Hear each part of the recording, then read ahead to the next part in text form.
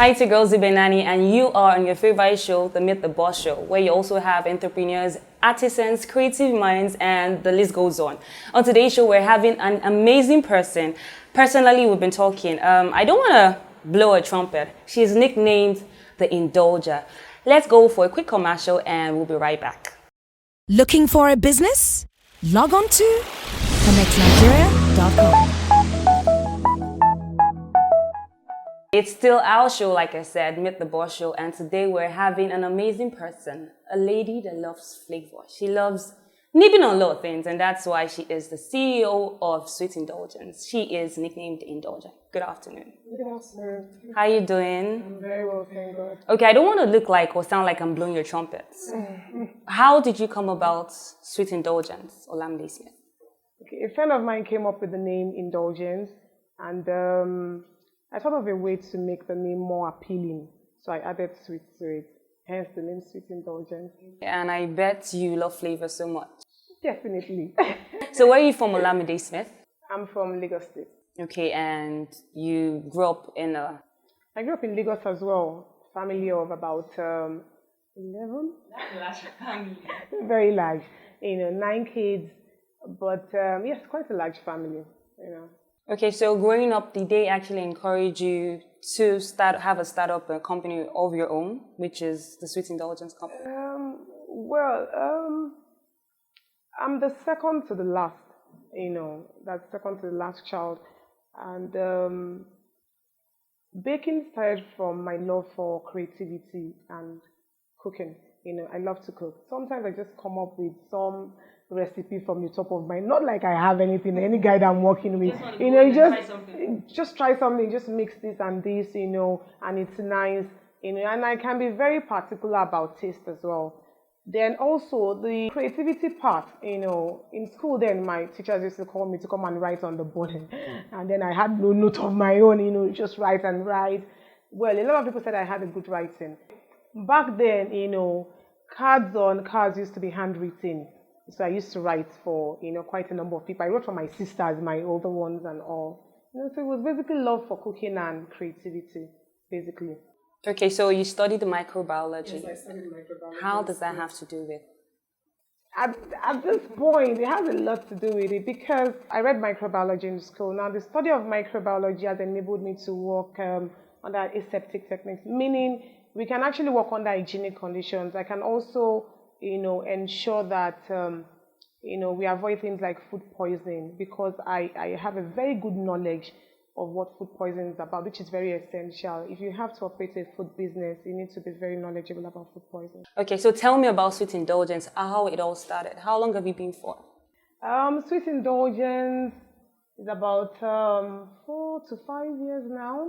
It's about 4 to 5 years. But I started baking from 2004. And I was working back then. I was working and baking, but I started fully 2010.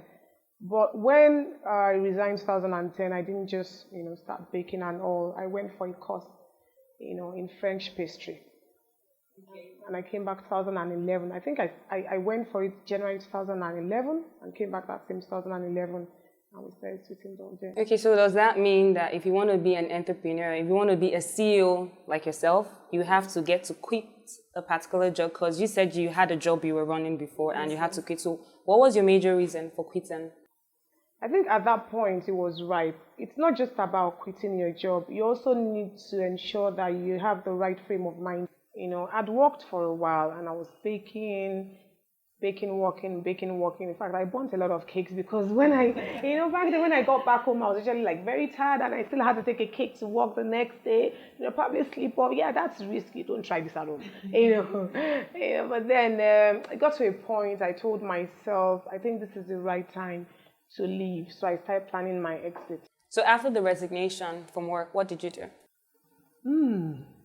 I think then I thought to myself, I was like, okay, if I have to start baking now, I need to come out strong, And I looked at the different aspects of baking. There's the sugar craft, there's the desserts, and the rest of it. We had a lot of pros in sugar craft. Then I looked at the dessert industry. We didn't have a lot of people that knew, what the real dessert was about. Then what I did was to look for a very good school, in French pastry. That's Le Cordon Bleu now in England.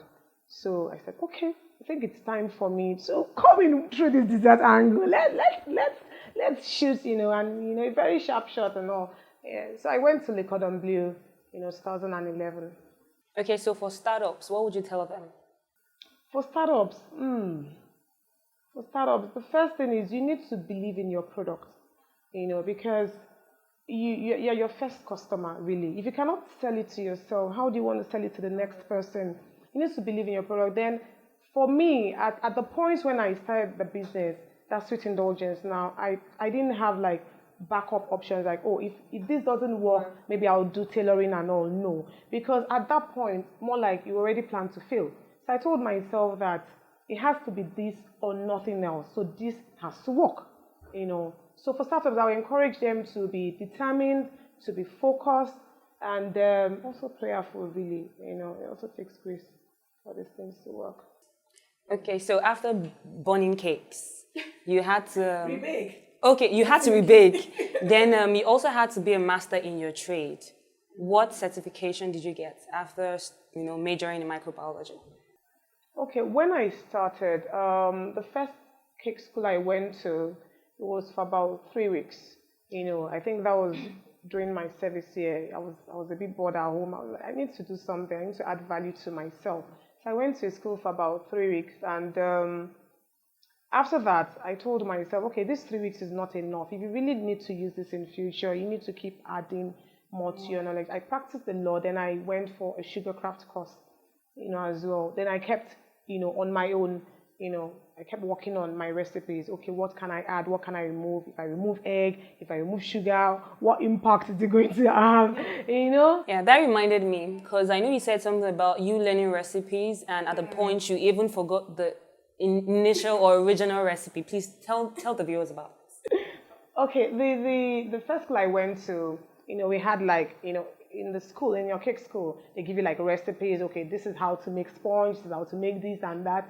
After going to I told them, oh, this can be better. No, it can always be softer. There's no such thing as, I didn't want to be too comfortable, so to speak. I wanted it to get better. So I kept trying, okay, how can I make it better?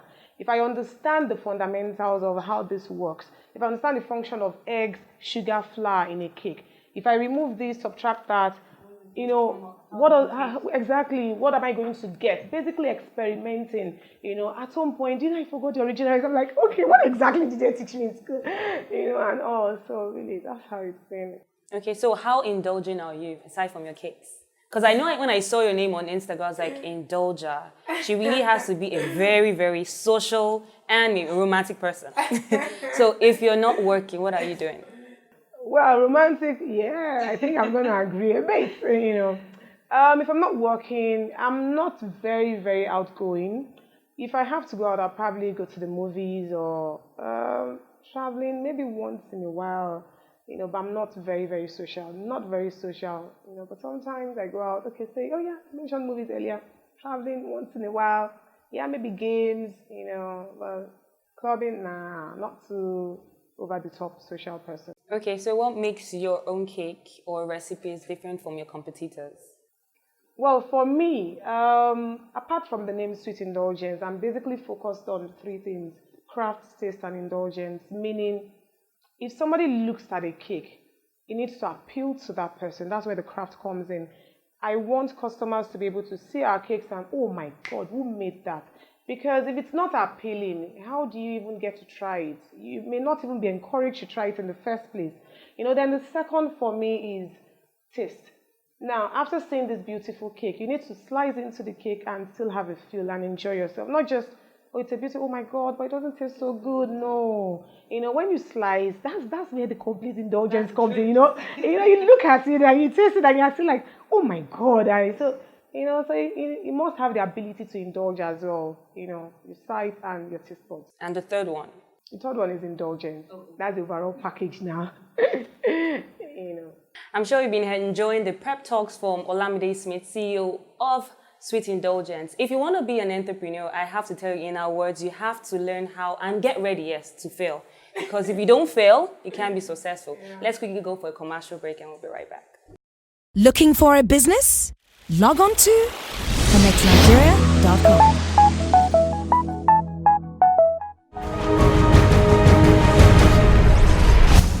Welcome back. I'm still here with my wonderful indulging guest, Olamide Smith, CEO of Sweet Indulgence. Okay, now let's do a quick, would I say a recap or a summary? So far, so good. You have told us your journey, how you started, where you are presently, and also how you improved your expertise in what you're doing. Okay, you bagged an award. Tell us about that. And after that, do you think it has bettered your business? What would you have to say? In 2013, we got an award for Baker of the Year. That's by Wed Awards.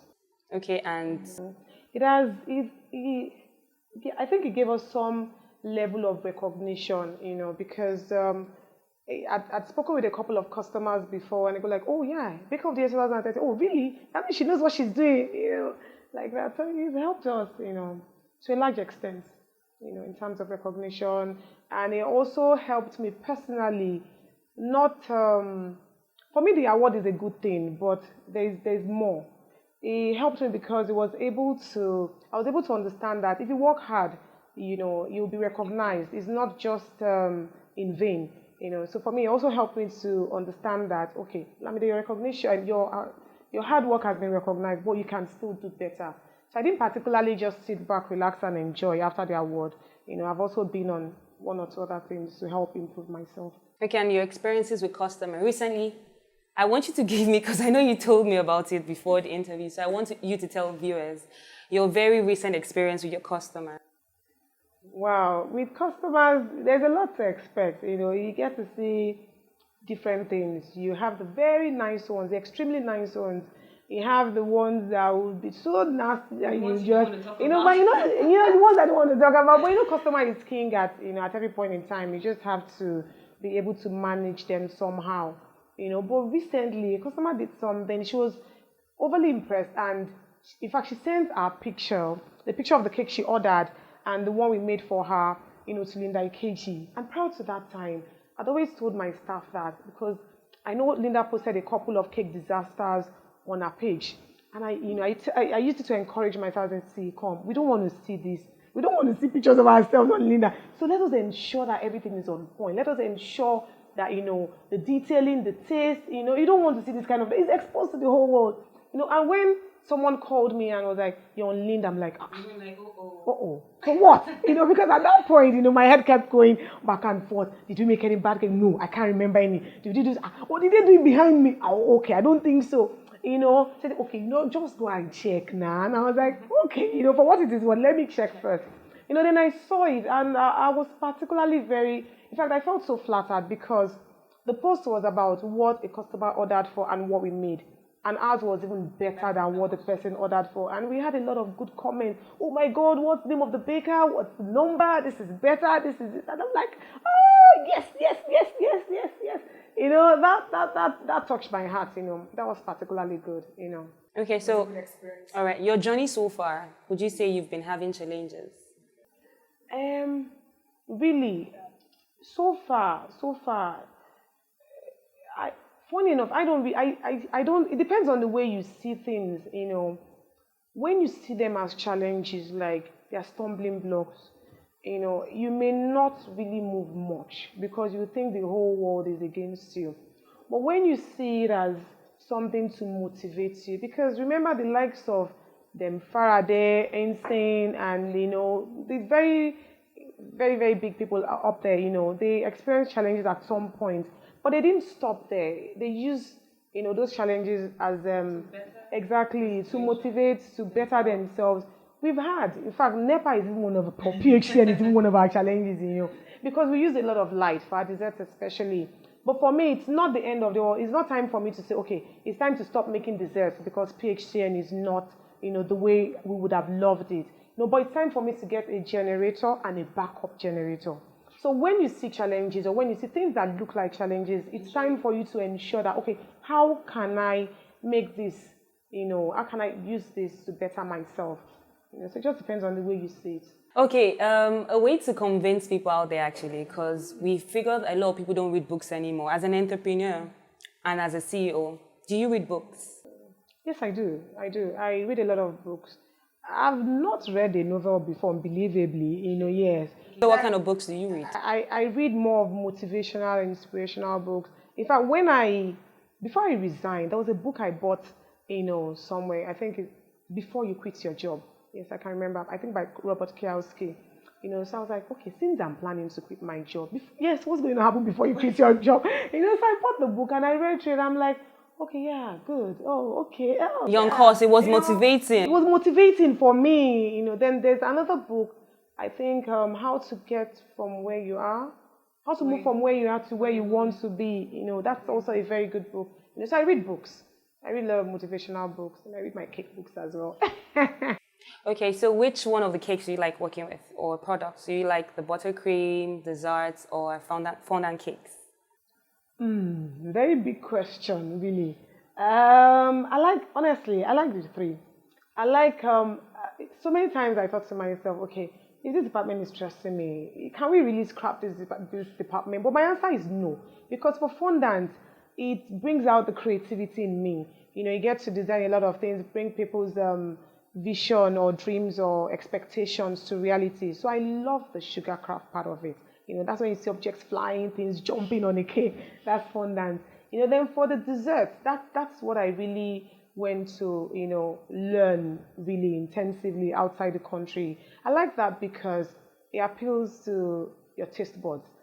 By the time you bite into a red velvet and chocolate. How much you talk about? You're so passionate about. Oh my God, you're going to see cloud nine. So I also like the desserts as well. But fondant dessert. I can't choose. No. I like them all equally. I've never got to hear someone speak so passionately about cakes. If you're a lover of cake, well, I join you to visit Sweet Indulgence. It's actually a free, advert for her.